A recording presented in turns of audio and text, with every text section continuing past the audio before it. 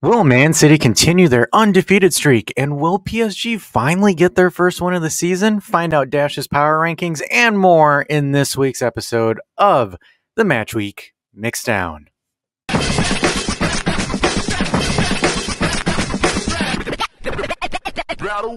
Welcome back, folks. I'm here to welcome you back in for another episode of this fun stuff where we cover all of the top 5 leagues. And I'm going to do a little bit something fun this time where I'm going to pick some of the matches that I watch, some of the trendiest matches that were out there. I'm really going to go in depth and cover those, and then I'll kind of just show the league tables at the end for each section. But again, guys, housekeeping rules. Make sure you like the video. Also, if you haven't subbed to the channel, you should probably sub that. And then as well, to our fans coming in from different parts of the world or different fan bases of the world. Obviously, you see the scarf right here. I am a Juventino at heart, but I'm also trying to call balls and strikes for your team as well. Feel free to comment anything that I might have missed or any kind of stats or anything fun like that that I missed as I'm slapping my microphone here. But make sure you do comment on that. I'm always up for feedback. I'm also doing some special stuff that our good friend Helicopter requested as well. But without further ado, guys, let's kick it off with the Premier League. So, the first match of the Premier League for this weekend was Chelsea against Luton Town. Chelsea never really took their foot off the gas on this one, where, in opinion, it could have been, Chelsea's first win, or, it was Raheem Sterling's first win, or more so, this game was really the Sterling show, if you think about it. Sterling opens up the scoring in the 17th minute with actually quite a bit of skill. I really encourage you guys to watch the highlight on that. And then he gets his second goal in the 68th minute, puts Chelsea at 2-0. Luton Town not really kind of in this game, but not really in this game. I think Chong was their most outstanding player for Luton Town. But then Sterling says, hey, I can score. Let me assist as well, and gives Jackson's first goal so far in the Blues. And Chelsea really kind of dominated possession. Alrighty, so the next one here that I'm going to cover is Tottenham Hotspur versus AFC Bournemouth. And my little Juventus bias is going to come out here a little bit, and you'll kind of find out why. So the new look Tottenham, as a lot of the pundits are dubbing it, where it's an interesting Tottenham side, very high press, very, you could say modern, but it's more like an interesting gegenpress that Tottenham's been doing, where Tottenham, honestly, for the entire game, didn't let Bournemouth breathe at all. And in my opinion, I think if Richarlison can actually finish a little bit better, I think Tottenham pull away a lot more than just a 2-0 result here. But Anja Postecoglou, quite the work he's done with Tottenham. So Tottenham open up their first goal with James Maddison in the 17th minute. And honestly, Maddison could have scored more. And Maddison, well, fair play to you, trolling the crowd. Video's actually kind of funny how he does it more so. But Maddison trolling the crowd. Awesome banter there from a player to the actual crowd itself. And then in the 63rd minute, former Juventus player Dejan Kulusevski comes in and finishes it and ices the game with an absolute banger of a cross. Well, it was a kind of interesting per se, but gets it in there, thumps it into the back of the net. And Tottenham, this new look Tottenham, 7 points so far. They beat Man United, and now they cruise through Bournemouth, and they're looking good. I mean, no Kane, no problem, right? Oh, Man United. You never cease to amaze me with some of your matches in this season, the last season, and the season before then. All fair play and banter, right, folks? So this one's an interesting game. So Man United really had to dig deep and come back from behind on this one to come back from, honestly, as we like to call it, shaky defending in the first 4 minutes. Poor coverage on a corner allows Anonoli to get his first goal in the 2nd minute. I believe it. No, actually 7 for 7 for Nottingham Forest. 7 goals, 7 games. And then a follow-up with Bowley with the 2nd goal in the 4th minute, which put Nottingham Forest up 2-0 against Manchester United, which I don't think a lot of people expected that early. But credit to the Man United midfielders. Eriksen getting his first goal of the season in the 17th minute, which is quite the banger per se. And then some nice cheeky play by Bruno Fernandes to set up Casemiro for the equalizer in the 52nd minute. And then quite the unfortunate red card for Worrall here. I don't know. It was interesting because the thing is Fernandez was on his back shoulder as they were running, and I believe Worrell tripped on himself and accidentally grabbed onto Fernandez and took Fernandez down. Went to VAR. VAR decided it is a clear denial of a goal-scoring opportunity and sent Worrell off.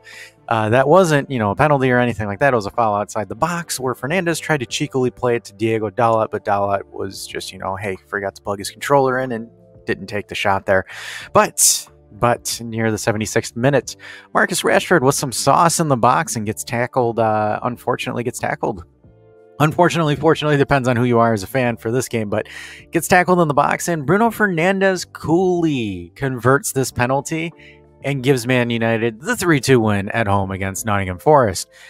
Kind of got away from a scare there, but hey, you got to give credit to Ten Hag's man. They found a way. They definitely found a way to get through that one. Another weird one was Arsenal versus Fulham.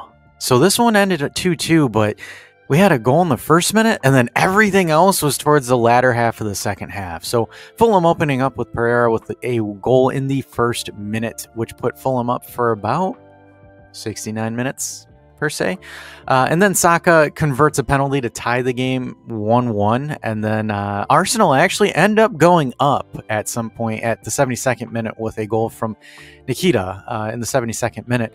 But Fulham decides to say, no, sir, we're not losing here, and equalizes in the 87th minute. I believe there was 10 minutes of stoppage time also in this game. We did have a red card in the 83rd minute by Calvin Bassey. So credits to Fulham, really, honestly. But I do think, again, Arsenal really should have put this one away. I mean, this one, if you were a gambling man and you gambled on Liverpool winning, you would have probably won a lot of money. Only if you bet at the 72nd minute, more so, because the odds were, I believe, 600 to bet on Liverpool winning that match. The reason is because, for Newcastle United, Gordon opened up the scoring in the 25th minute, putting Newcastle up ahead 1-0 at home against Liverpool. And then the boy from Benfica, the super sub, Darwin Núñez, comes in and then absolutely runs riot by scoring the equalizing goal in the 81st minute, and then the game winner in stoppage time, I believe the 3rd minute of stoppage time. So, absolute wonder performance by Darwin Núñez coming in as a sub. Quite the interesting game. A lot of body shots in this one. Newcastle United actually outpossessed Liverpool for a good chunk of the game as well. Higher goals expected, but didn't really convert on their chances. But 23 shots. Newcastle was peppering them. 23 shots to Liverpool's 9. Obviously, I think that is huge because Van Dijk did get a red card in the 28th minute. So obviously that's going to affect Liverpool's chances. But again, it's interesting, right? A man down, and Newcastle just couldn't get it over the line, and just Darwin Núñez just comes in and absolutely just makes the difference here. So with this next one, I think Man City had a little bit of a scare against Sheffield United on this one. So obviously Haaland scores, there's a few things certain in life: death, taxes, and Erling Haaland scoring a goal in the Premier League. Haaland opens up Manchester City's goal-scoring tally today at the 63rd minute, gets the opening goal of the match, and then Bogle for Sheffield United equalizes it quite late, actually, in the 85th minute. And then the guy who does not score often and is not expected to score often apparently decided to score today. So Rodri getting the game winner in the 88th minute, which puts Manchester City ahead 2-1 against Sheffield United, and is able to secure and continue their red-hot start to the season. They are 9 of 9 when it comes into points, and honestly, did you expect anything else? Alrighty, so this is the final game I'm going to cover for the Prem. This one, I'm going to do this. I'm going to put on my Juve cap on real quick.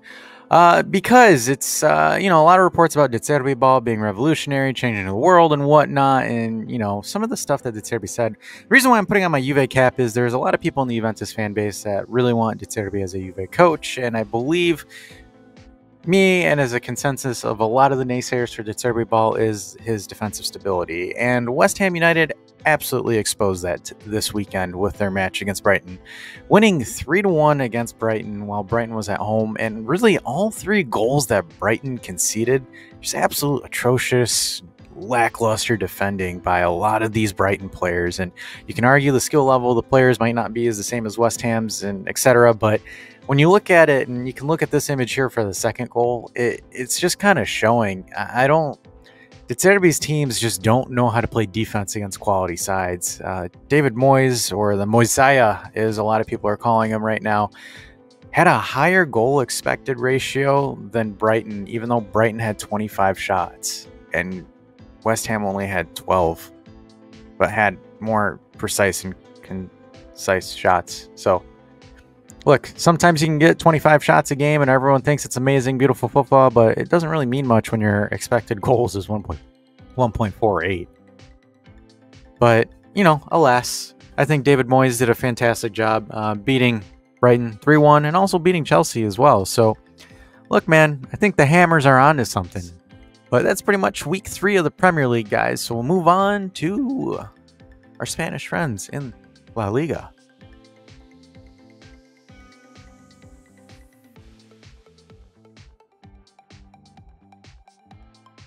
Friends in La Liga.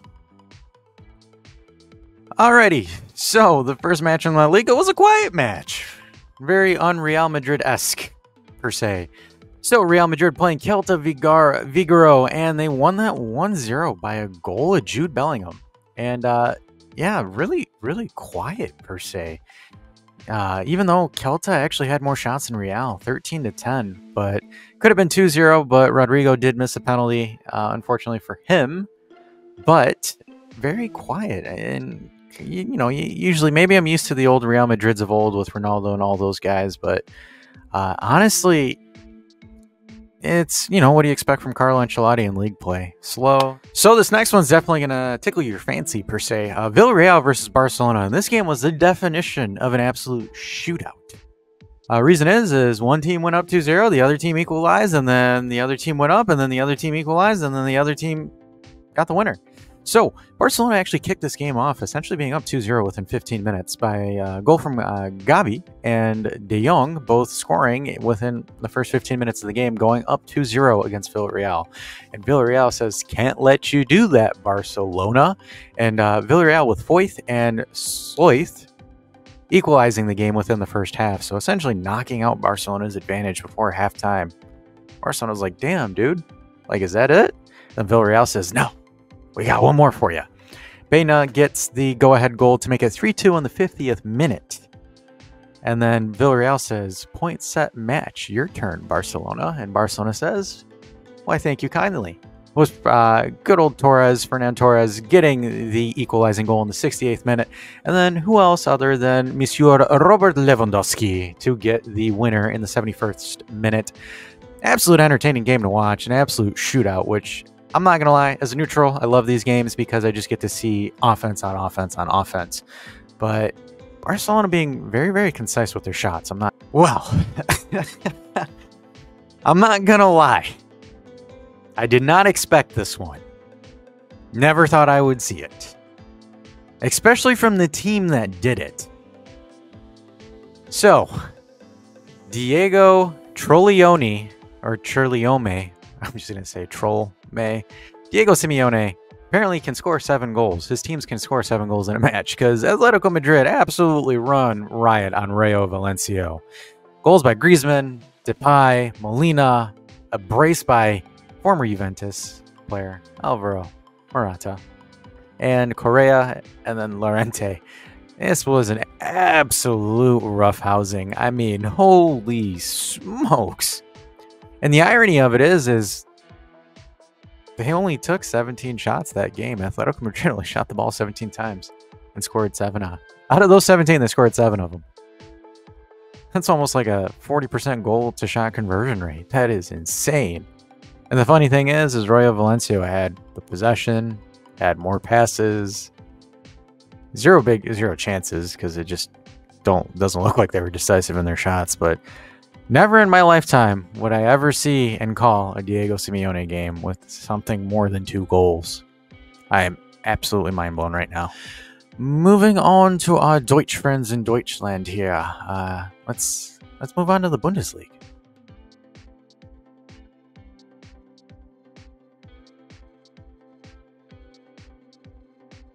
So Harry Kane, I guess he can score anywhere, right?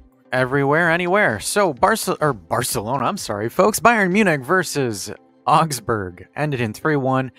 Ukadokai with an own goal for Augsburg, which put Bayern Munich up 1-0 at the 32nd minute. And then Harry Kane scoring a penalty in the 40th minute, and then a goal from open play in the 69th minute. Harry Kane looking like he was at Tottenham, an absolute beast, and just scoring on scoring. Bellio gets a consolation goal in the 86th minute, but this game was easily done and dusted. Bayern just absolutely running riot right now in the Bundesliga, and I think it's almost like they've got an actual decent striker, a decent number 9. And I know a lot of you Tottenham folks are going to be like, oh, well, Harry Kane's a loser. Well, hey, man, Kane's scoring. Can't ask him to do more. So this next match I'll cover here for the Bundesliga, Dortmund versus Bochum. Dortmund kind of off to a slow start this match, per se. So Bochum goes up with Steuger in the 13th minute, and then Borussia tie in the 56th with Milan, and kind of the game just coasts on from there on out. We did have some chances. Dortmund really getting outshot by Bochum, which was really interesting, but both of them near at a 1 goal expected goal ratio. But Bochum with 20 shots to Dortmund's 14. Interesting, because, you know, more so I would thought Dortmund isn't afraid to pepper chances and go for it, but this match, Dortmund didn't really look that aggressive, and I guess the result shows. But Bochum and Dortmund, kind of a snooze fest, per se, ends at 1-1. Pretty much sums up the German league. We'll head over and see if PSG actually won their first game of the season so far.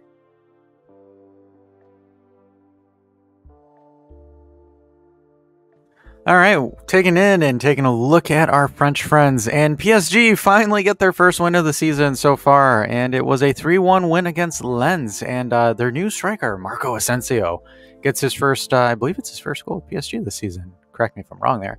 But Mbappe coming in and doing Mbappe things, getting a brace as well.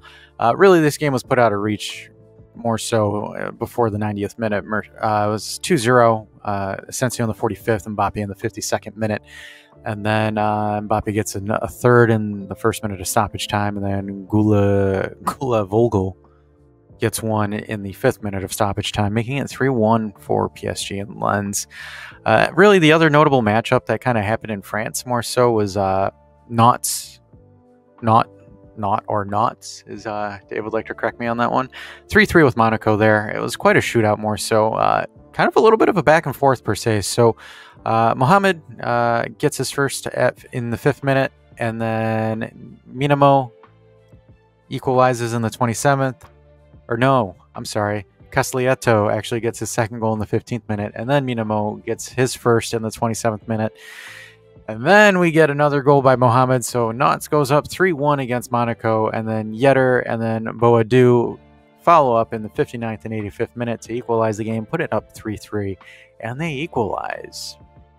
And that game ends in a 3-3 all draw.